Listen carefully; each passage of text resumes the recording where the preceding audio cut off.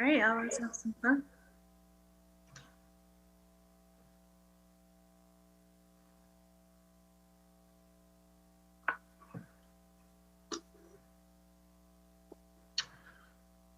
Good evening, everyone, and welcome to another Life Enrichment series of Let's Talk. We are here today with our distinguished panel as we begin to embark upon our discussion, Call Me, God's Ideal for Human Sexuality.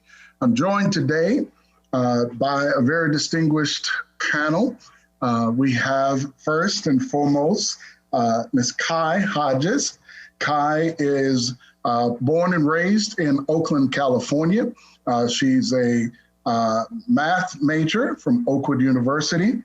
Just finished graduating. Amen, somebody. Congratulations, Kai, on that accomplishment. We're so very glad that you were able to join us. She heard the voice of God calling her to pastoral ministry, and she served in a number of multiple ministry capacities while there at Oakwood University. This year, she served as the co-director for Oakwood University's AYM release. If you didn't get a chance to catch those, check those out. You definitely missed a treat, but she has been very engaged. She's very passionate, plays the guitar, loves studying the Word of God, amen, somebody, and telling others about the God who has saved her. So, Kai, we are grateful for you being here today. We also have with us Sister Jasmine Wilson, who is also a very talented young lady in and of herself. She was born and raised in the great state of Maryland. She's graduated also from Oakwood University with a major in communications and a minor in theology, but soon found that she was called to a life in service through social work. She also attended Andrews University, earning a master's degree in international social work.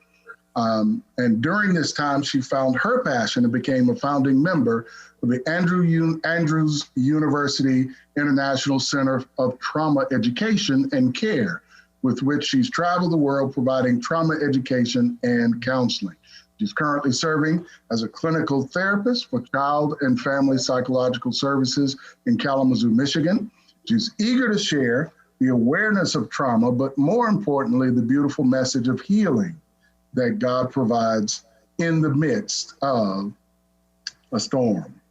And we also have with us today Brother Michael Taylor. Michael Taylor is a political savant. In 2013, he graduated from high school at the age of 16. Amen, somebody, with a 4.0. A very, very talented young man. He graduated from Oakwood University in 2017, where he obtained his Bachelor's of Arts in Political Science and Pre-Law. And while at Oakwood, he played an active role in getting students civically engaged through his position in student government. He also volunteered weekly with the local Madison County Democratic Party. From January 2018 to May, he interned with the Congressional Black Caucus Foundation on Capitol Hill, where he was assigned to work in the Senate Health, Education, Labor, and Pensions Committee Education Minority Office under the leadership of Ranking Member Senator Patty Murray of Washington State. While in that office, Michael was tasked with conducting research, attending Senate and public policy briefings, and writing memorandums on all issues pertaining to education policy. And he has had the opportunity to also rub shoulders with senators and congressmen and women during this 5-month experience. So in the fall of 2018, he actually began law school at Howard University School of Law, where he graduated with his Juris Doctorate last week, May the 7th, amen somebody, 2021. He plans on pursuing a career in civil rights law and has political aspirations of his own. So those are the majority. And last but not least, we have as our final panelist, Mr. Ray Gray. He's the owner and CEO of the Greyhound Group. He is basically, he hosts the Tiny Chair Talks at www.projectrefresh.org. He's a drug and substance abuse instructor.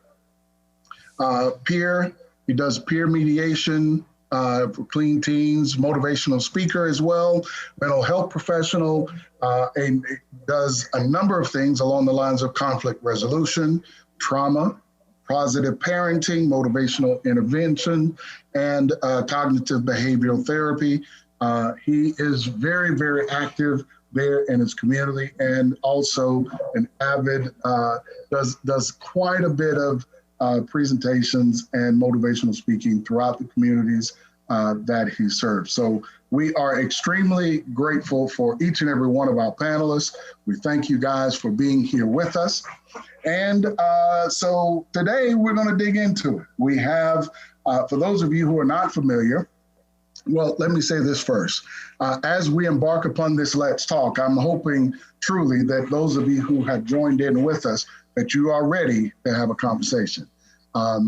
This is 2021, and you'd be surprised at how many of the, how should I say it? The ideologies, for those of us who are within the body of Christ, are kind of not necessarily, have not yet moved forward, but the world continues to move forward, and it has its own ideas, ideologies, and as we can see from the world around us, it continues to press forward.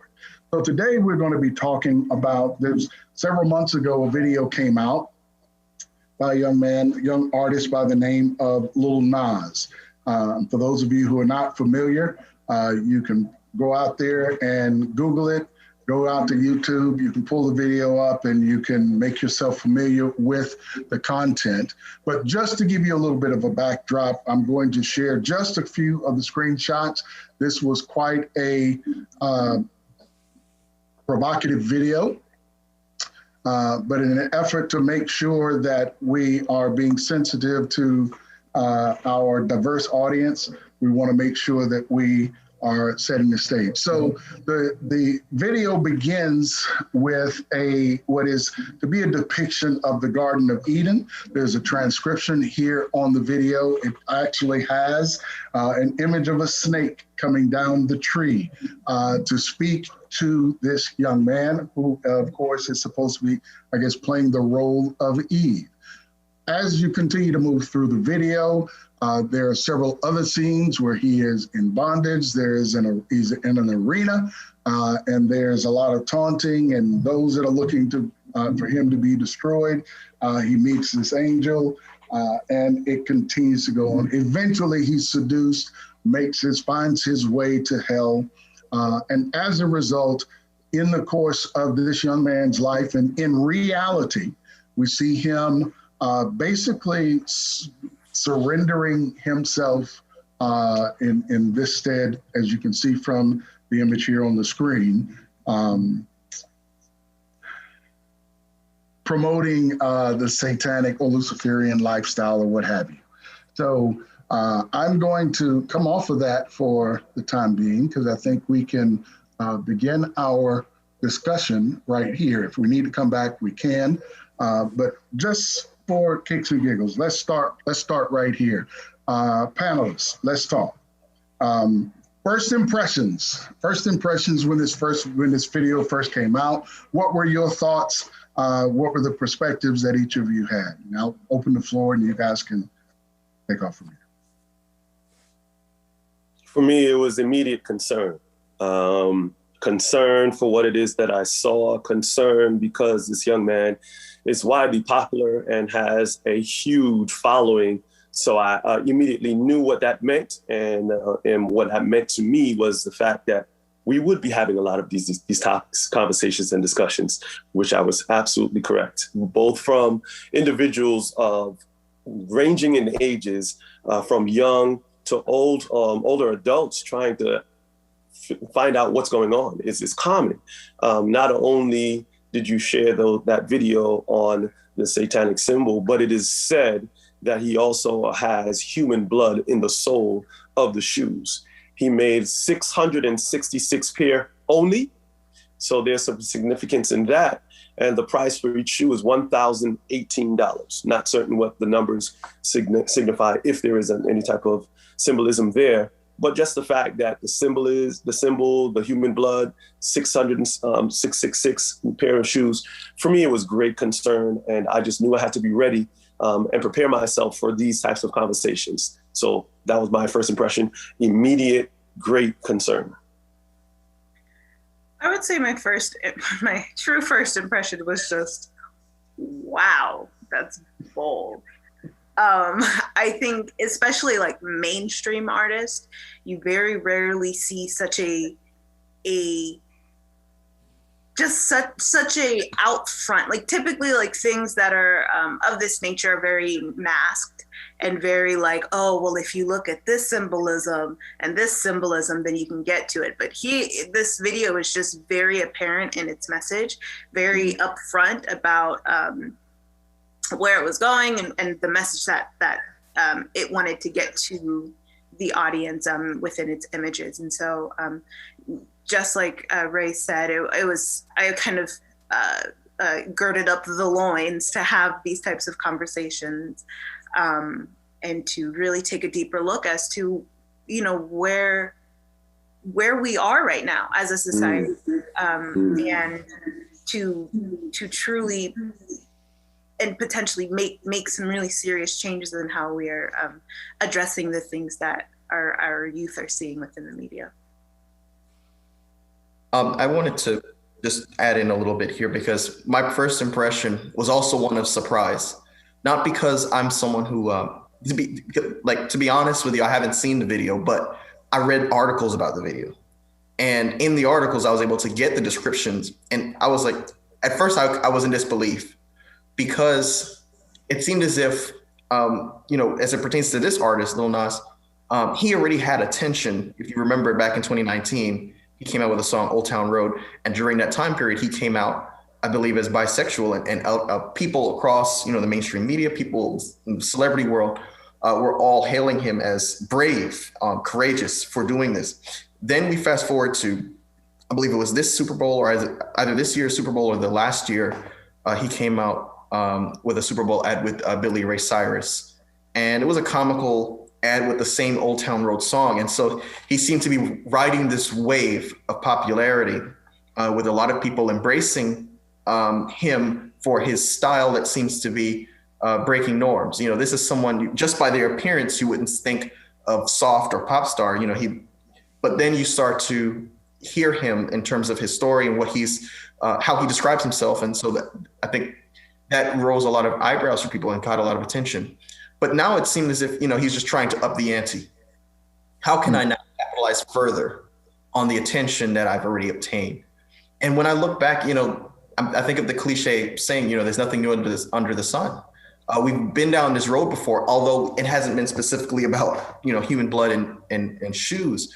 We've seen, in the 1950s, there was a generation that was scared about the new rock and roll movement that was taking place. And then you have that at the backdrop of this kind of come to Jesus, call. Remember this when the evangelist Billy Graham rose to prominence.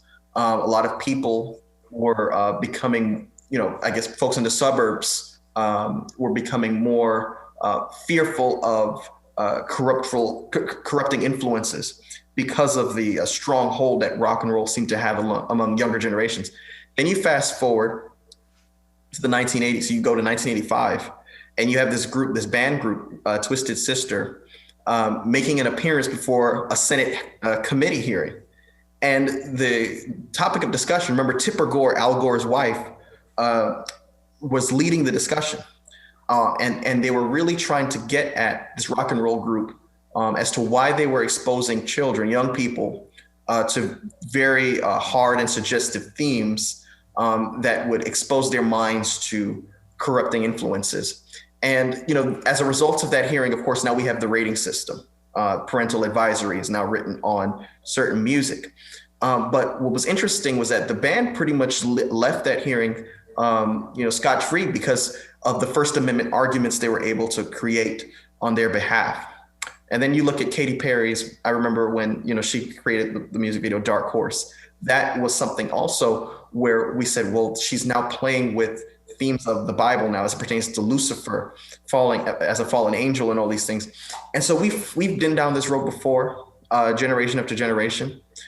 So the question to me is how does the church now adapt as a result of seeing these things happen before? Although it may not be exactly like it was 30, 40 years ago, we have a situation where an artist, an icon now pulls back the curtain and crosses that line that we all thought they wouldn't cross, or we wouldn't think they'll cross in our lifetime.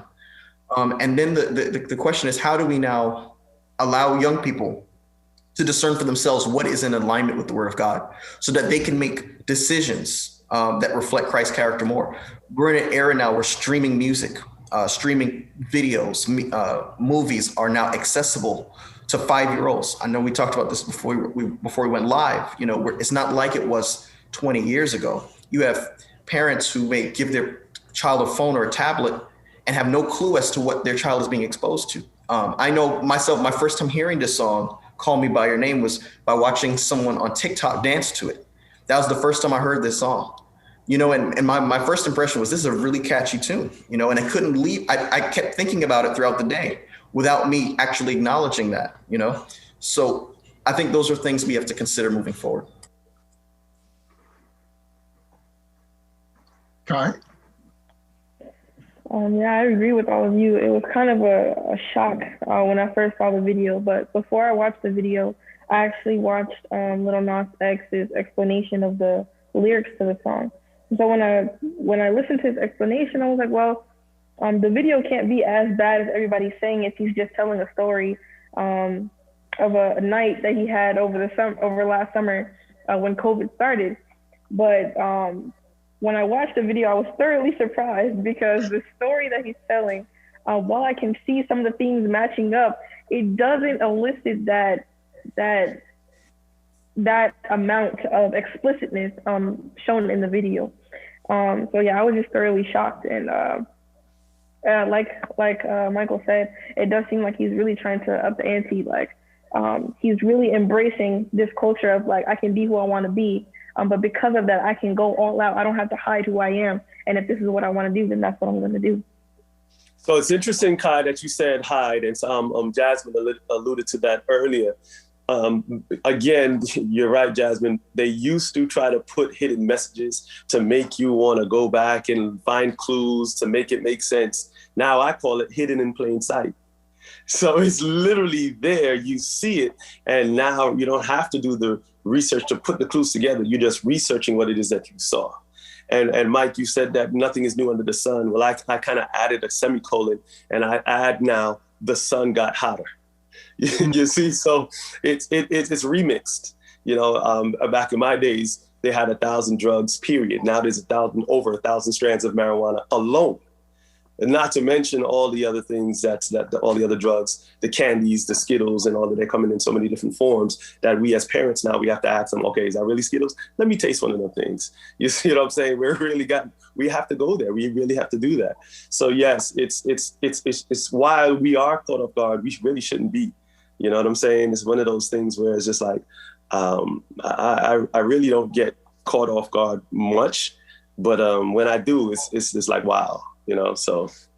Yeah, I must admit, I at one point when I was very heavily involved in youth ministry, I'm still involved in youth ministries to an extent, but I don't keep my ears close to the ground as I used to, because there wasn't a song that would come out that I didn't know, the lingo and all that kind of stuff. I used to keep up with that quite a bit. But my son sent this video to me. He was like, "Dad, you got to see this. This is crazy. They're really pulling back the curtains." And I was like, okay, whatever. So when he sent the video, my antennas went up because this is now, it's now becoming more blatant. There's not, what used to be subliminal is now in the wide open. So as there is this progression, I want to ask you all, Are any of you alarmed by what we see in this video, or does the progression to this level of outwardness of this particular type? Does it alarm you as you know, young and up and coming millennials and what have you? Does it, as far as the church is concerned, does it bother you, or is this now? Is it part of the norm? Is it a norm that, you know, we need to get comfortable with? I think the book, so it's like, am I alarmed? Absolutely. You know, but I think, am I surprised, you know, in that type of sense? No. And I think just as Michael kind of started, is like, when I think back at just over my lifetime, I remember when, you know, Jay-Z came out with the song, and then we had a whole thing about that. And then like I think looking back, we as a society and as a church and as youth, like we have slowly, not necessarily as a church, but as a society, we have normalized these things over time, right? So that we can become kind of desensitized to it, so that this type of video wouldn't have as like, can you imagine if this video came out in like early 90s, like how the church would have reacted, and how even just, I think just the society would have reacted in shock and awe.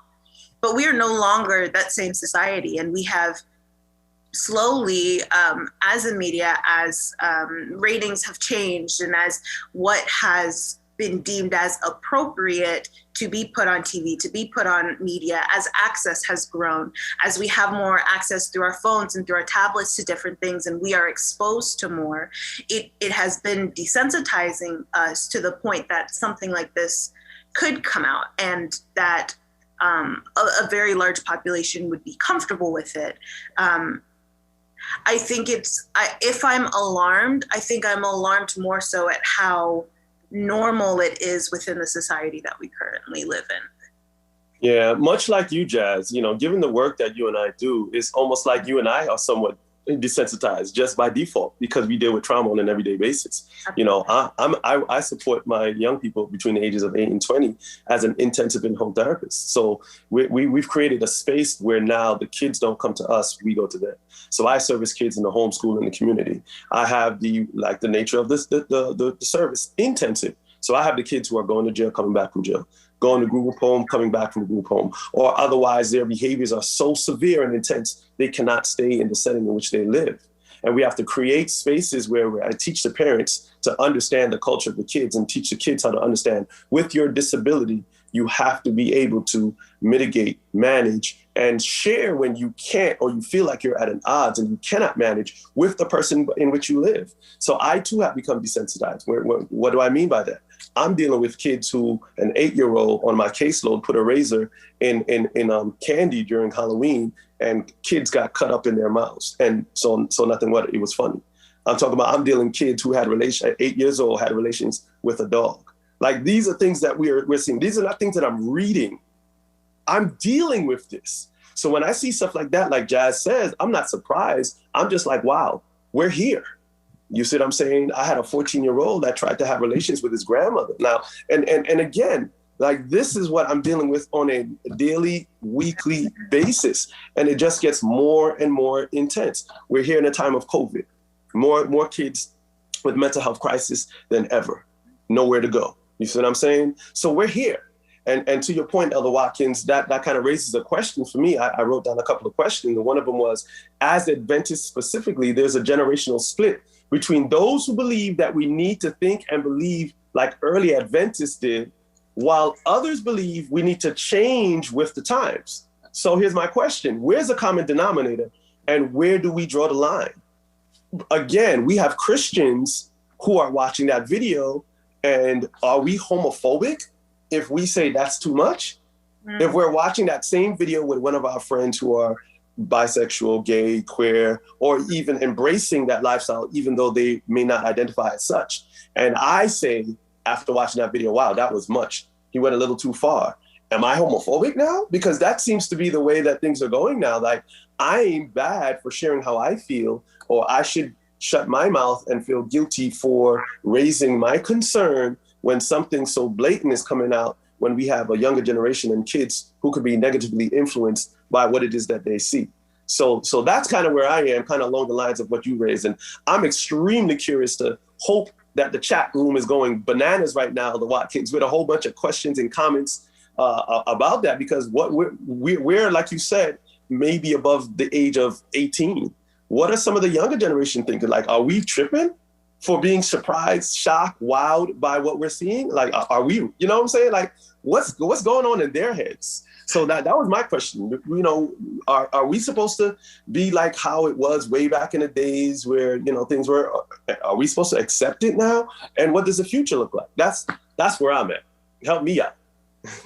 And I wanted to jump in because, you know, that was a great point in that, you know, folks wonder, how do we navigate? How do we, you know, use the same methods or have the same approach as the early church did? And the one thing we have to realize is that the sexual revolution took place after that period of Ellen White and William Foy. We are now in a period where we have generations who have seen artists rise to prominence because of their willingness to push the envelope. From the time of Marilyn Monroe in the 1950s and Playboy magazine up until, you know, now. And so we can't expect to you know, be successful on making sure that young people are given the opportunity to be raised with to be raised to make spiritually wise decisions. But Mike, to a point, you're right. But remember back in the days of the Greek gods and the early churches, and I'm going to speak about that too, of how Christianity, homosexuality was very closely linked. Look at the artists back in the days and the things that they were writing, and they were directly drawing and doing paintings on behalf of the church. Look at some of the Catholic Church paintings and the nakedness and the nudity. So you're right to a point, but this goes way back, and I'm gonna expound on that a little later on another point, but go ahead, Mike. I was going to touch on that because you are right. We you know, and that kind of goes to the whole, there's nothing new under the sun. We've seen sexual curiosity before. But the difference between this era, I think, and the 1800s and early 20th century is that, you know, the line between right and wrong has been blurred severely. We're now in an era where your truth is your truth and my truth is my truth. Your lifestyle is yours and mine is mine, and we have to coexist with these different truths. And so you don't have, for instance, back in the 1800s, where the United States was pretty much secure in its identity of embracing conservative Christian values, you know, going back to, as you had pointed out, the early church that Paul had to interact with. You know, there was uniformity in terms of Paul and those who were missionaries being evangelists to these early Christian churches, that, you know, these Greek gods are something that you need to abstain from. There was no kind of, you have to merge the two or compromise to bring them together. And as it pertains to even further behind that, I was thinking of Sodom and Gomorrah and Patriarchs and Prophets. Ellen White had identified in the chapter that she talks about it. She says that idleness and wealth and luxury and pleasure gave rise to curiosity and those things. And even though they had the example of the antediluvian world, remember, those were the people living in Noah's time, who also had the same luxuries, the same pleasure, the same everything, you know, they still saw the example of the antediluvian world and still went down, and it was their demise. And so I think the difference between this era and that era is, in addition to the complexities of technology, the accessibility that these music videos now, you know, you have little children now able to, with their fingerprints, have access to these things. You also have blurred lines now. You know, what's really right and what's really wrong? What's really acceptable? Is this just my curiosity, or are you just being too close-minded? Those are things now that, you know, blur the lines between what's right and wrong. And so I think this was to Jasmine's point. You know, if you go back to the early 1990s, if you take this video and put it back in 1992, you know, there's going to be a clear difference between the way these two videos are getting, received. But what's also interesting in this Lil Nas music video is that there's this kind of rebellious spirit, so that people who wouldn't normally side with this are now avid or on his side, or happy to see him going head to toe with conservative politicians who are on their social media platforms, on Fox News, bashing him. And those of us who politically disagree with these people normally, we may have the temptation to say, well, yeah, he's pushing the ante, and his First Amendment rights allow him to go head to toe with these folks. And I feel like we go in ebbs and flows. Like you said, the time of Sodom and Gomorrah, it was real heavy, kind of died down. Then it came back real heavy, kind of died down. So I think we go in ebbs and flows. Like in the 50s, like you were talking about, it was crazy, the time of Kiss and AC/DC and stuff like that. So it's like it goes quiet, and then we get loud and quiet and get out. Look at the social injustice. You know what I'm saying? Will Smith said it has always been there, but now it's filmed. You see what I'm saying? So it's just like, I feel, and panel, help me out here. I feel like the only thing that has changed is accessibility. Look in the Bible days, how, siblings were sleeping with each other and sleeping with their parents and so on and so forth. So it was always there, but not as directly spoken of. And the accessibility to doing these things and to putting it out in front of the world was absolutely void. So I don't know. Kai, what's up, girl? Talk to him, brother. I actually, to a certain extent, appreciate the boldness that Nas X had putting this video out. And I say that simply because, I don't know about in your experience, but in my experience, the church has been very quiet about a lot of controversial things. They just tend to shy away from it. And if someone is saying something, it's very minimal. It's like we have this one conversation and then we kind of just let it go. We just let it be, we leave it where it's at. But when you have these bold things coming out like this, it kind of forces the church to come out and speak about it. It kind of forces the church to move and say, okay, well, what are we going to do? Because like you guys said, there are younger generations coming out who have access to these things, and their minds are not quite ready to understand what all is happening. And so it kind of forces us to mm-hmm. No, I just want to pose a question. Has the church even taken a move, made a statement? Careful, elder. Careful, elder. Careful, brother. I mean, listen. I'm gonna take y'all way back. Rick James. Hey, that's my boy. I can call off a whole lot of groups, but Luke Skywalker, all of those, that was pushing the envelope. And it's like every single time, as Brother Ray, you said, there's this ebb and flow. It gets pushed even further. Remember, Luke was one of the hottest artists back then, bro. That's right. That's right. Doodoo Brown has sunset there. I can't be putting that out there. But I'm just kidding. As raunchy as he was the real deal back then. You feel me? That's exactly right. And it was and the crazy thing for me was how engaging. The more that they fought against it, the conservatives, the more people gravitated to it. And now we see openly, what really caught me about this was the openness with the Luciferian relationship. This young man is saying it's okay to give yourself completely over to Satan. And the ideology, when we think of it in the biblical context, by beholding we become changed, is the church now changing to where it just accepts it by its silence, or is there really some alarm? I think, even with this discussion, there are more people alarmed about the fact that we're even having this conversation. True statement. And so forth and all of that. But it's here. So is the church, to your point, are we doing enough? Are we saying enough? Are we reacting enough? And then again, I'm gonna throw another question to you.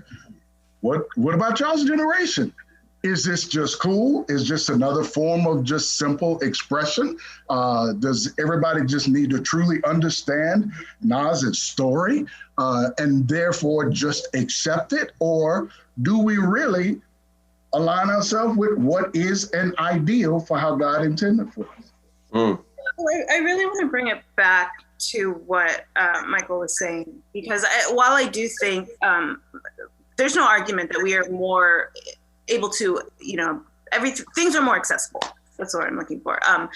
But Michael really touched on the blurred lines. And I almost want to say that Lil Nas was able to release this because, and I don't want to say it, because we were ready for it, if that makes sense. Because, and that goes back to what I was saying about the normalization, the something coming up and then it's like, it quiets down, and it comes up and it quiets down.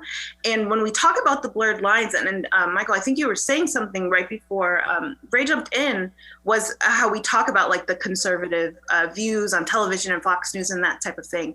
And we look at those controversial views and we see how society, and as we as people look down on them being like, you're closed-minded or you're racist or you're this or you're that. And I think, like it has been said, the church is staying quieter because we're trying to avoid that perception. Because I think that very quickly people look at the church nowadays and say like, like you said, we're homophobic or we're this or we're that and we're closed-minded and we're not welcome. And so I feel like in order to keep a positive perception, the church has become more quiet in their reaction to these things. Well, Elder Watkins said it too, Jazz. With those lines. Yeah, you're right. And Elder Watkins said it too. Even in having this conversation, there was certain dialogue that he had to have with the powers that be to allow this to align and to make this conversation happen. I mean, there are certain people who were sitting behind the scenes that was like, absolutely not, we're not going there. And there are certain things that we could and could not say to not offend anyone, which I get, and I respect that. But, in everything that we do, we have to be extremely careful. So back to the question of what position and what stance has the church taken? I can't answer that because I don't know. Why must we be careful? They're not being careful. That's my position. That's exactly how I feel. I feel like they're taking the gloves off. The devil is saying, I'm going all out. Exactly. We are too scared to really address these issues. It's just like we're into the habit of making Christians better Christians, but we don't got to worry about that. If you ain't going through trials and tribulations, you probably not, because Satan got you already. You already, you hemmed up by him. But if you going through it, if you got, pains and you really, really going through the fire, that's when you just be like, Lord, thank you, because I know I'm doing something right because this dude is on my back. You feel me? So that's the position that I take. So, I mean, forums like this is what I feel is very, very well needed. Mike, you look like you want to say something. Yeah, I was going to add, I thought about it for a little bit, and I was thinking, as it pertains to, alternative lifestyles or anything, the church seems to struggle with how to embrace the civil rights, the human rights of these people, and how to differentiate between advocating for their human rights, for their civil rights, and promoting the lifestyle. The church, is clear that they are not in support of that lifestyle. But you have confusion because, you have young people, a new generation growing up where, they're exposed to television shows. They're exposed to shows on Disney Channel, on Nickelodeon, on Netflix, on Amazon Prime, where there's always a character. There's always a lovable character or some kind of story that lets them know that this is just one of the many different kinds of lifestyles that folks have. And it's just a matter of you embracing this person. And then, they go to college, or then they go, to their high schools, find out that their friend, their loved one, someone that they, identify with in a close relationship, identifies as gay or identifies as bisexual or something. And in their mind, it's like, how can I rectify what I grew up with feeling like people who are engaged with that lifestyle are going one way, in a way that I wouldn't want to go. But also my love for that person, how do I support them? And so you have folks, wrestling with this. And I think it really stems from the church not struggling with grappling with the human rights of these folks and the lifestyle in terms of advocating and supporting it. And I think, as it pertains to this issue, as it does with other issues, the church, has to take a more aggressive role. I think, Jasmine, you mentioned, the church may be silent because of its this desire to not have to be portrayed as closed-minded or too conservative. But as it pertains to other issues, for instance, and I know this is a little off topic, but still related somehow, the southern border, you have kids locked in cages. What has the church said about that? What has the church said about police brutality? We just had the Derek Chauvin trial, but, right after that, you had a series of people, most recently, I think in North Carolina, unarmed people of color being gunned down on video with body cameras. And so, the question is not only, when will the church speak, but how should the church speak? And in terms of how to make sure that they are advocating for principles that are in alignment with the Word of God and still advocating for social justice. The Bible is a book of social justice. When you look at Isaiah 1:17, it says, learn to do good, seek justice for the widow, seek justice for the fatherless. And so that is in the spirit of Christ. And so as it pertains back to Little Nas and alternative lifestyles and things like that, where the church has to artfully create a message. And the thing is, we don't have to reinvent the wheel. We just have to be more in tune with what God's character is in terms of advocating for or touting the position that the church should take in the 21st century. So, and Mike, is not even a social. Go ahead, Guy. Go ahead, Guy. Just really quickly, I think one of the issues with the church not taking a stand is because the church is not a united front. Mm. You have a bunch of different opinions. You have conservatives and liberals within the church. So for the church to come out and say one thing, that's going to upset the other side of the church, and they don't want to deal with the friction inside of the church before they deal with the friction between the church and what's going on in the world. So we have to fix the home front first. We have to be focused on Christ's love for one another before we can go out and try and love, try and make a stance to these things if we're not even making stance for our own selves. So are you saying that the church has an issue with hating the sin, but loving the sinner? Yeah, we definitely do. But I think on top of that, I think Kai, you brought up something very interesting, and kind of just what we've been talking about. I think the reason that the church freezes up on responses is because there has never been a true conversation, period. So it's kind of like there's a response, or we're waiting for the church to make a response to police brutality, to, all of these social justice issues, and to this video, and to sexuality. But are there conversations before any of this is happening? Are there conversations about sexuality in the church? Are we educating our young people about sexuality in the church before they encounter these things? And what does that look like? And potentially, is that a place in which the church has failed? Well, a lot of times they don't feel like that's their place. You know what I'm saying? I mean, how many times have we heard sermons even? Forget about the one-on-ones and identifying a particular group in need and pulling that group to the side and having counseling sessions or education sessions with that, just from the pulpit. How many times do we hear that just of the masses of pastors stepping out and actually saying, this is what it is, this is, where we stand. Or as for me in my church, we're going to go out and support Brother Michael in his political stance or position, and we're going to help to raise funds for his cause or whatever the case is. And Michael, you talked about the social media and being sympathetic or empathetic to friends. You know how many calls that I've got that young Christians and Adventists specifically are going through it themselves? Forget about their friends. They're having these feelings. We're such a feeling-based society now that any way we feel it must be, so therefore I respond. And we all know that the brain and the mind is so powerful, but it's influenced by our environment and your dynamics. And again, we can go all into the hell thing that, hereditary, environment, lifestyle, and learned. That's hell. And how that plays a part in who we are and what shapes us and how we respond to who and where we're around. But I'm telling you, brother, countless calls for Adventists, brothers and sisters who are struggling with it themselves. Forget about, I'm calling about my friend. No, I feel like a girl. I felt this way for a long time. I feel like, will Christ still love me? Now we even have Seventh Gay Adventists. Did you guys know that? That's right. That's right. So let me interject here. For those of the listening audience, this is not just for you to be entertained. You are more than welcome to enter into the chat.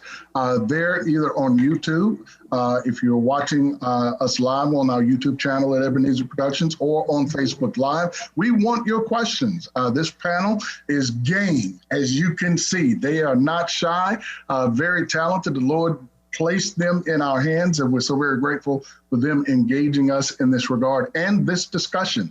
I want to encourage you to put your questions in. What are your thoughts as it relates to this discussion? Are you traumatized, paralyzed by the nature of this discussion? Is it too taboo for you? If that is the case, let us know. We want to talk about it. That's why we're here at Let's Talk. So let's do it. So let's transition this to a little bit, because the whole crux of this is centered around God's ideal. Now, is that ideal even relevant today? Does the current generation still feel that the standards that God set up from the biblical times still holds true? Or is there a prevailing mindset that, oh, that's old fogey stuff? That's the stuff my grandmama and all of them used to roll with. I don't roll like that right now. I'm kind of more into, as you guys said earlier, my truth. So talk to me. As we look at the ideal, God had a plan from the very beginning. Have we redrawn the plan? Have we basically checked God on his plan to say it's not working for us? What? Talk to me. I mean, honestly, I don't want to go back, but kind of stepping back to step forward in the church, just addressing the concept of sexuality. My question is, how many of us were actually educated on God's ideal plan? How many of us even truly know what that is? Or has it just been a non-starter subject, or just a room full of no's? Meaning anytime anything has anything related to do with sex, the answer is no, right? Do we talk about the Lord's beautiful plan for sexuality between man and woman? Have we ever really had the conversation of how phenomenal that experience is? Do we talk about the fact that often the reason God says no to certain things is because there's a better plan, and because there's something that would give us so much more joy and so much more fulfillment? And I often wonder if, especially myself as a youth, when I was a youth and youth around me, how much more we would have avoided certain things if, instead of seeing them as taboo, we instead were looking towards what God's plan was. Can I add, in addition to that, I know we're discussing a lot as it pertains to homosexuality, but even within heterosexual relationships, God's plan, and it pertains to, marriage and sexuality. That was one of the institutions established in Genesis, right next to the Sabbath. And so we see that there is an aggressive effort to kind of muddy the waters and taint what that institution is. And not only as it pertains to relationship between, two people in a relationship, but also between child and parent. Should the parent be married before the children come into the picture?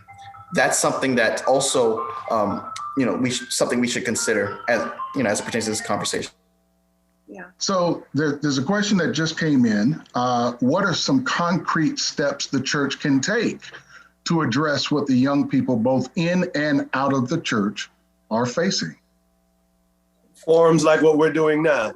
Rap sessions is what we call it here in North Carolina, where we sit around. We've created this space called the circle, where we just sit in a circle. And we have, much like what you said, taboo topics, concerns, questions. We just put it in a box. Everybody writes down on a postcard, put it in the center. One person goes up, read the question, the comment, and we unpack.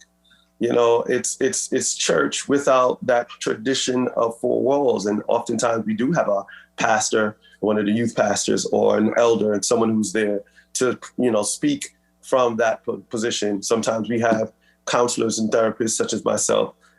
Sometimes we just have teachers or whatever the case is. But we are there and we're showing the young people that we're so interested, invested in what you're going through and how you think that we want to be here. So before we even give you advice, talk to us about what it is that you're going through. So I feel like forums like this that would be sanctioned and supported by the church would be a great space for us to have conversations and to hash things out in a comfortable way. Because truth be told, if we're not teaching them, who you think is? That's right. That's right. And to further address, I guess, Jasmine's point, I think that for a long period of time, I think it has become the taboo in the church to kind of stay away from it. I love the fact that you address it. Why are we not talking about this beautiful experience of what love is? I was, my wife and I were watching, and Pastor and I were talking about this a little bit earlier. We were watching John and April Nixon's, if you've never seen the title of their YouTube channel is Just John and April, but it's a couples discussion, a couples forum where they address the beauty of sexuality in the confines of what God designed it to be. As I was talking with my wife, I was telling her, I said, you know what? A lot of us grew up, and I notice I say us, and I don't know, Ray, you may be able to identify with this, or maybe some of the younger panelists, but for my age group, I know I came from a time period of, certain things were off limits. It was not acceptable. And then we know that you were shamed if there was a young lady, and it still goes on today. If a young lady got pregnant in the church, what happened? Boom, she got booted. And of course, the naysayers and all of that, the negativity that goes around it, it was very, very prevalent, as opposed to the redemptive side of what Christ is really all about being on display. So sexuality becomes, it becomes a disdain.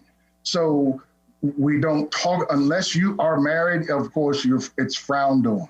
Now, we know the passage that says it's better to marry than to burn, but the beautiful aspect of sexuality and how God intended it to be, it's set in the stage of, when you look at Genesis, the first chapter, and I'm gonna, if y'all don't mind, I'm gonna put this passage up on the screen real quick, simply because I think that it plays into this portion of the discussion. Can everybody see that? Yes, sir. All right. So Genesis 1:27 and 28 said, so God created man in his own image. In the image of God created he him. Male and female created he them. And God blessed them, and he said unto them what's in red. Be fruitful and multiply. Be fruitful and multiply. How do you multiply? With your spouse. Sex with your spouse. In the context of what God provided from the very beginning, this was the ideal. To be fruitful, in other words, have plenty of kids, multiply. So, and you can't present a life without the union. And this was the form that was established by God. Notice male and female, not male and male, female and female. Of course, that's a portion that is often wanting to be disregarded because it's out of the norm of what God set aside. But I think this is where the beauty of it all took place. Now, it didn't transition. It didn't begin to transition to where it was no longer beautiful until you get over to the third chapter. When you look at Genesis 3, verses 8 through 10, it says, and they heard the voice of God walking in the garden in the cool of the day. Mind you, let me set the stage. Adam used to walk and talk with God all the time. There was no shame, no disregard, no nothing until this one particular day, which of course is post them biting of the fruit. Adam and his wife did what? It says they hid themselves from the presence of the Lord. So my question to you all, why would they hide themselves? What transpired? I think what's interesting in this passage is I think this is the introduction of guilt. We have to consider the fact that before this incident happened, when Eve and Adam sinned, there were certain emotions that were just alien to mankind. Guilt and shame, I think, were one of them. There was no need to feel guilt or shame before, sin was introduced to the human race.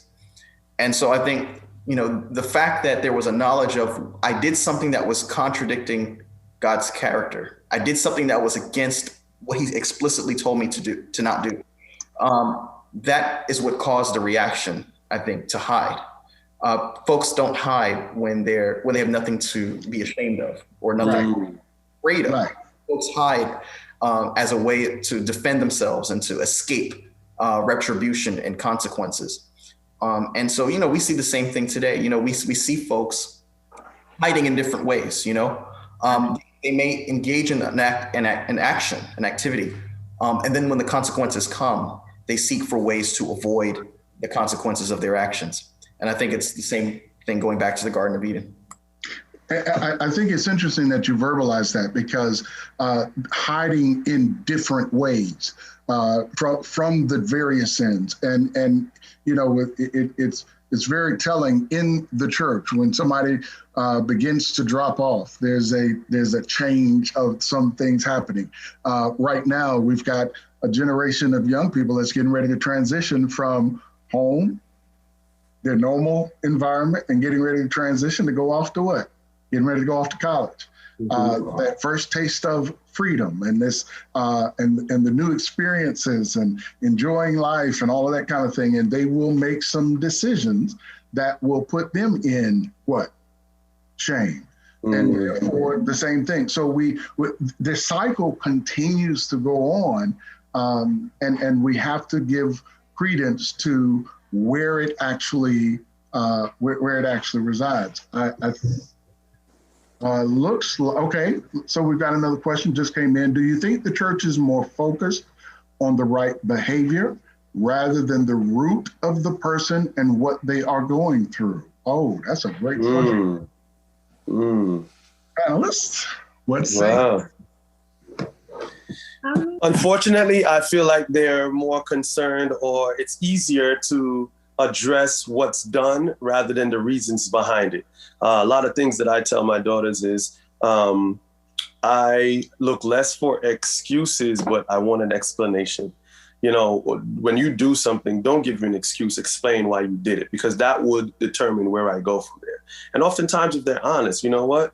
I did it because I wanted to, even though that was absolutely not what I wanted to hear. If you're honest and you let me know exactly what, and, I can respect that. But when you try to make excuses and you fail to take responsibility and accountability, it's just one of those things. But again, when the church body, and I'm speaking in general, of course, the various different churches do it different, but in general, what happens is it's what the outcome of the behavior is more important than what happened and what one was going through that caused the behavior. And I feel like it's human nature. It's just natural to respond to what's seen rather than the backdrop, and having conversations and find out that that individual was going through some real deep, not to say that it is always going to be an explanation, but it just gives rise to, again, conversation. And if you're doing that, if you're having that difficulty, let's talk about how many other individuals could possibly be also going through that same thing and may have the same negative outcome. So I feel like at times we fail to have that conversation and create that stage and that platform for the discussions to come about what's happening and maybe even nip it in the bud. So that's just my humble opinion. You just dated yourself with that expression there. Do you know nip that? It in the bud, yeah. Jasmine, you were going to say something a little bit earlier. I think there's so many things that I'm trying to pull together. I think the answer to the question that was just asked also relates back to the question that was asked before that about what practical steps. And I remember Ray saying, Ray talking about creating an environment in which that we can talk and have those discussions. And when you were saying that, my thought was, how many people who are actually struggling with whatever it might be, homosexuality or sexuality in general, or whatever it is, how many of us are actually comfortable enough to bring those issues to the church? How transparent are we able to be with one another without? And so that's why I said that when the question was asked, is the church more concerned with behaviors or the reasons behind them? I truly, and this has been my experience, is that there's such a lack of transparency because the church is very concerned with behavior rather than what's going on. Because I think if what's going on and what is building up to certain things were talked about and we felt open and we felt like the church or our individual church communities were a safe environment to have those discussions, we could probably avoid a lot of the behaviors because we'd already be talking about this, dealing with that, intercessing with one another and being that community that we need. But a lot of times we don't. We're afraid to get talked about. We're afraid that, you know, we're going to be looked at differently and that we're not going to be able to present this this front of perfection, or like I'm an obedient servant of the Lord without mistake. And so I think when it comes to the practical steps is we first just need to create an environment of transparency. We need to create an environment within our churches that allows conversations to happen. You know, I think creating a forum is beautiful, but have you as a church created the comfort in order for questions to truly come forward and for discussions to truly be had? So Jazz, that's amazing. I'm a doer, I'm not a talker. So before COVID, that space was my garage. Yeah. So my garage is a fully space. It's a gym, but I mean, it's literally a space where we come. So we kind of, you know, take our minds off of what it is that we're talking about, and we're lifting weights and we're unpacking, we're talking, we're working out, and we're addressing different things. Now that space is the gym.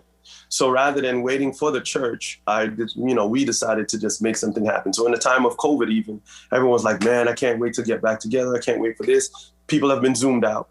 We were doing the Zoom thing. We were having conversations like this with that same small group that we were talking about like this. They got Zoomed out.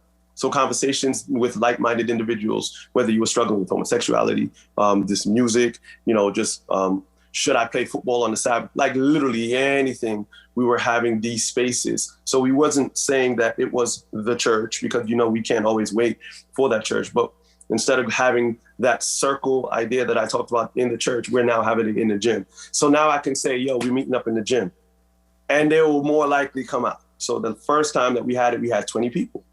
And it was really, really cool because a smaller setting, as we all know, breeds for more comfortability. And it has to be the right person at the right time. I don't care if it's Dr. Phil who come knocking on your door.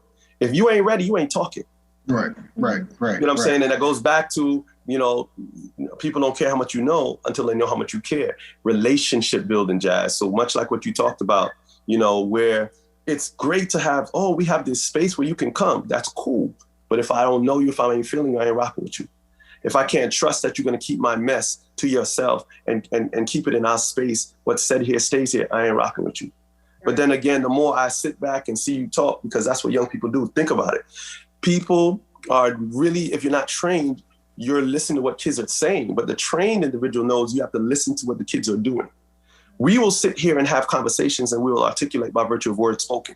Children speak with their behaviors. Johnny got a rough day at school. He walks into the house, slams the door. The average parent, boy, you don't go slamming no doors in my house. Wrong response. What you're supposed to do is knock on the door and be like, yo, I heard what you just said. You want to talk about it? Come downstairs. After you address what that child is going through, then you say, you know, there's a better way of dealing with it.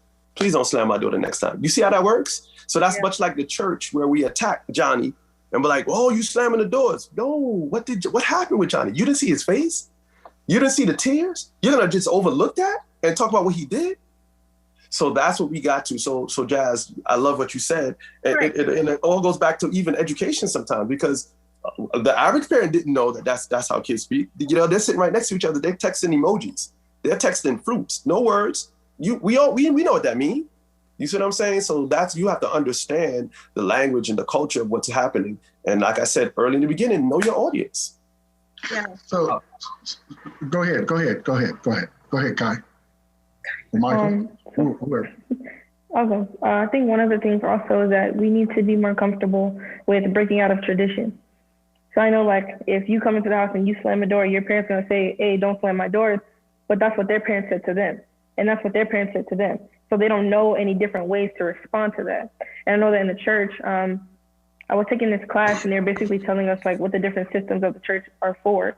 And prayer meeting, for example, prayer meeting is meant to be a space where the church can bring their questions about what the Bible says and have them answered in a way that is practical to them, in a way that can be applicable to them. But I know at my church, for example, when I started attending prayer meeting, they were, I don't even know what the point of prayer meeting was. I was just there to be there because I had to be.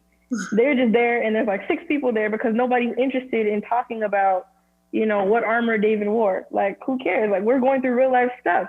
Tell me about the armor of God and how I can put it on and how I can use it in my everyday life, how I can fight my battle on my knees with prayer. We have to be, first, we need to have conversations about breaking tradition. We need to have leaders that are willing to speak truth to power and say like, hey, I know this is what we've been doing, but obviously it's not working. So even if it's just, you know, like we're taking an inch at a time, that's fine. We don't have to go a yard at a time, an inch at a time, because if we have leaders who are willing to step out and say, hey, I don't really care what you come to church in on Sabbath. I don't care. I'm more cared about what you're going through. Is my sermon touching you and speaking to your situation? You can come to church in your best hat. You can see a girl with a mini skirt on. How do you know that she has the money to afford that $20 skirt that goes down to her knees? When you can go to somewhere like Rainbow and get a skirt. It's a skirt, but it may be a little short, but it's $5. You don't know what that person is going through. So you have to have leaders that are willing to open up that space and talk about it and say, hey, look, I'm willing to push back against the tradition because I know that it's going to benefit our church in the long run. It's going to benefit the generations to come. So yeah. Yes, Michael, go ahead. And then I've got 2 questions that just popped up in the chat. So go ahead. And it's in alignment with what Kai had just said. But I think, you know, the question was, you know, how does the church, well, whether the church focuses more on behavior or whether it looks at symptoms. And I think that's just a reflection. Whatever the church does is a reflection of what individual households do. And so if individual households put an emphasis on, you know, don't watch this television program. Why? Just don't watch it. I said, don't watch it, you know? And so you have a lot of people growing up in households and environment where they know the boundaries and they know not to cross them, but they don't know why.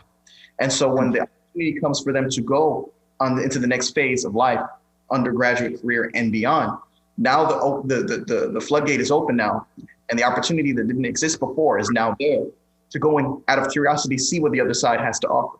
Mm-hmm. And so as a result, you have a lot of people just going completely contrary to what they grew up knowing to be right and knowing to be wrong, because they grew up with this mindset of being restricted. They didn't understand why the restrictions were there. They just knew that they were restricted, and there was always this curiosity to burst free. And as a result, they go completely, they make a complete 180, and everyone's wondering what happened. They grew up in such a conservative environment. Where did we go wrong? And so I think that's just, just to tie it back in with what everyone was saying, I think that's what we may be experiencing. And then you put that in the backdrop with the world now introducing, you have a whole generations have gone through high school now with sexual education. And it tells them, as long as it's consensual, it's fine. It doesn't matter. Marriage is not a prerequisite, right? Different things that the Adventist Church promotes as in terms of what needs to be in place before that step is taken. They're saying, those things, as long as consent is there, that's fine. And so, you have countering messages in addition to the restrictions and the uncertainty as to why they're there, that I think contributes to a lot of people wanting to be experimental and wanting to be curious. Elder, before you read that question, Mike, and that's dope, really quickly, but we also have a culture of churches that have blind sheep with no backbone. I'm not going to say where, but I was at a church where there were drums in the church and the people were rocking with it, yes, and all of that. New pastor comes in, that same individual who was drumming in the air when that drums was going on. No, church is blasphemous just because the pastor said so. So, much like what we do in one's household, we kind of have that. But also when you have a people who don't have a stance and they don't have a leg to stand on, they're just riding with whatever happens, it confuses the younger people, because if mommy last week was no drums and now she has a drum set at home, what's going on? You see what I'm saying? So it's a lot of us, and I'm including myself in the us because I'm now the older generation. We're misleading our young people. We're sending false messages because we're hypocrites. And it turns into well, y'all clearly don't understand it, so I'm just going to go figure it out on my own. Boom. That's right. Boom. That's right.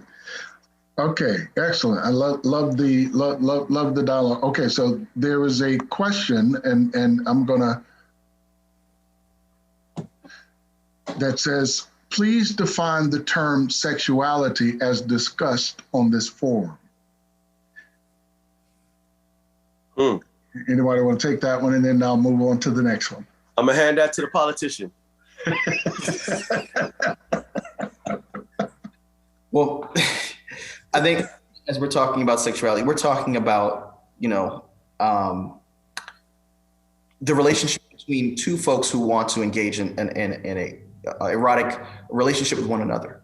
And in addition to the fact we're talking also about cultural lifestyles and things that influence the way in which we view, the prism in which we view that realm, sexuality. So we started off the conversation talking about the artist Lil Nas, because he's someone who has come up as a prominent member of the LGBTQ community, who's also a celebrity, and uses his platform to promote embracing that lifestyle, not being afraid to come out in that way. And we talked about it in light of his most controversial work that was just recently, I think, released a little over 2 months ago. But I think as we're talking about sexuality, we're talking also about it as it relates to what is God's plan? What did God have in mind when he instilled in us the desire for this particular area in life, and how we should navigate, as Seventh-day Adventist Christians in the 21st century, between what's promoted in pop culture and what has always been in the Bible. Remember, God said, "I change not." So the standards that have existed, from God's point of view, have not changed. What has changed is what has been deemed as acceptable generation after generation in terms of what is mainstream, what is fine for consumption in terms of viewership and subscribing to certain music and things of that nature. All right, the next question is, how can we encourage adults to be more open about some of the things they have dealt with in the past? If adults are not open about their struggles, then how can we expect the young people to do so? Wow. That's that hypocrisy we were just talking about. That's right. Keep it 100. Let them know that, hey, I made mistakes, and the reason why I'm trying to, have these conversations with you is so that you don't make the same mistakes that I did. I'm not going to say that I could stop you from making the mistakes.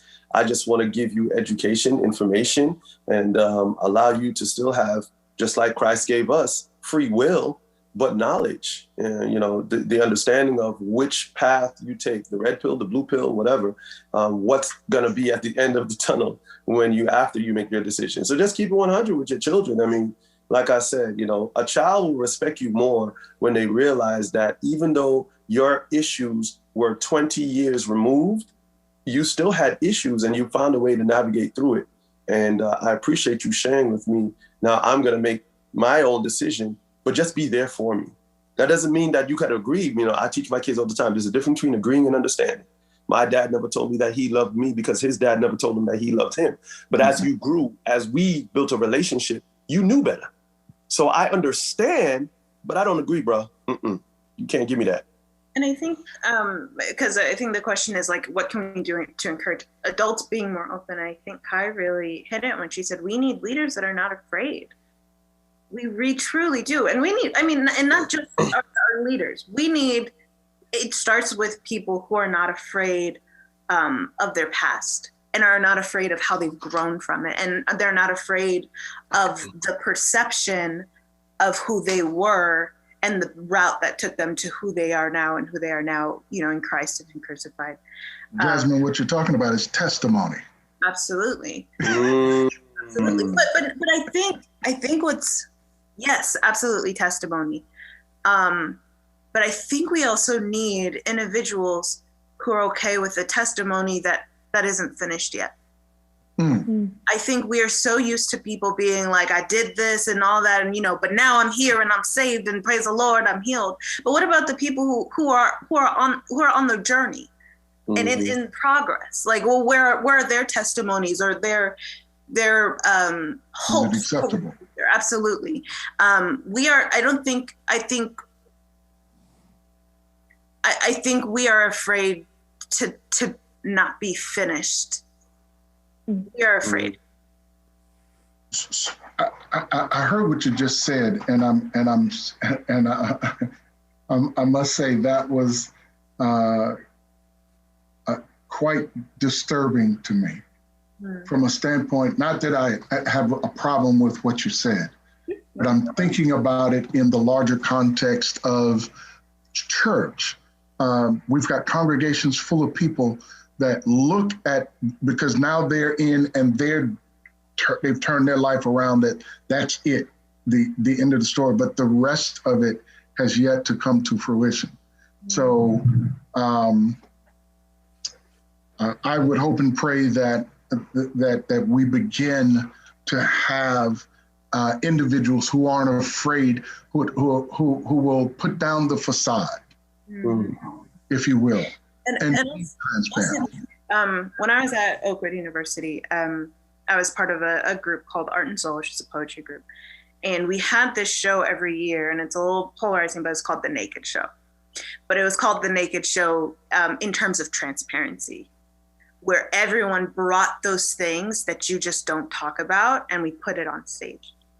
And my experience from that was anxiety, because you're talking about those things like deep in your spirit that you don't want to talk about it. But what I found from doing that show was community, because what I was struggling with, that I was able to put out there, 8, 9, 10 people who were going through the same thing came up to me after the show. And it's like in our weakness, we find community. Because we are so afraid to be weak, we are often isolated. That's dope. You got a few bars you want to spit with us, Jazz? No, I don't. I was ready. I have my fingers ready. Maybe next time. Well, ladies and gentlemen, thank you so much. Michael, I'm sorry. Go ahead. I'll let you. I'm sorry, and I'll be really quick.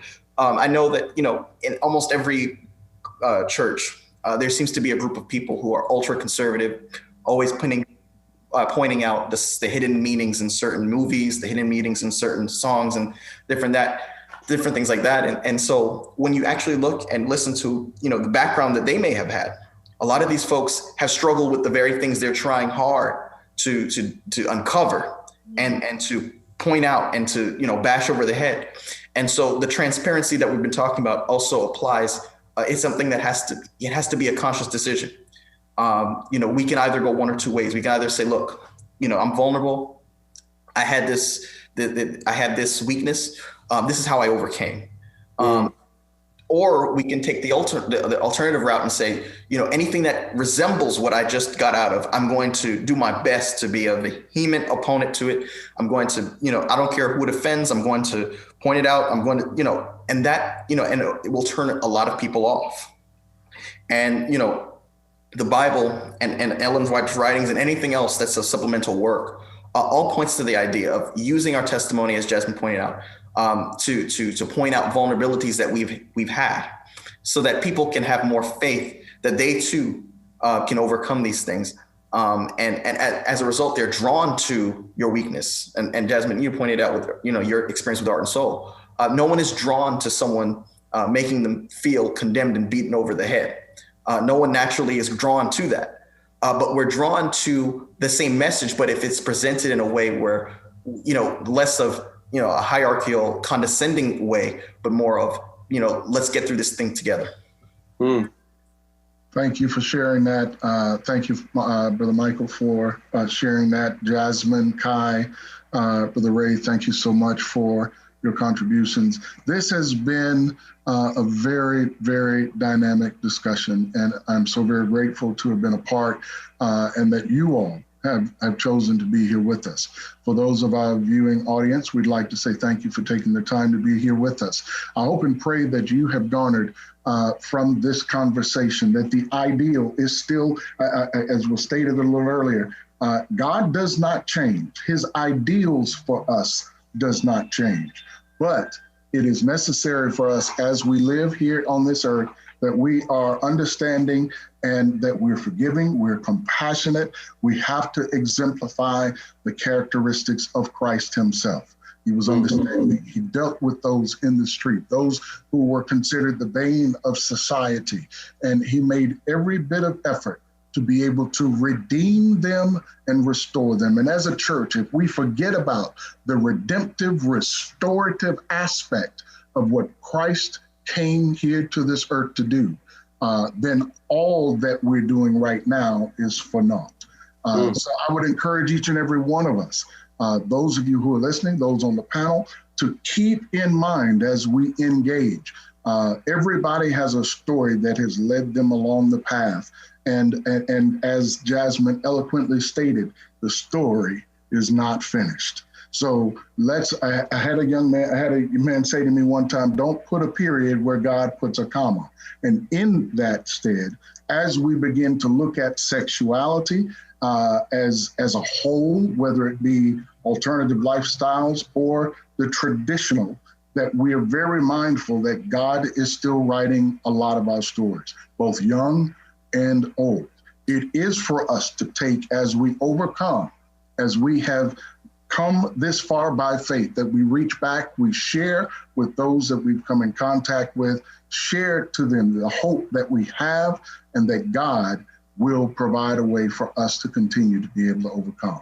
My hope, my prayer is that you all will be more determined to make God's ideal right for your life, and will begin to align yourselves in accordance with his will, and as such share that with others, both inside and outside of the church. And as we prepare to bring this to a close, we'd like to let everybody know that on July the 17th at 5 p.m., we will be having another Let's Talk series.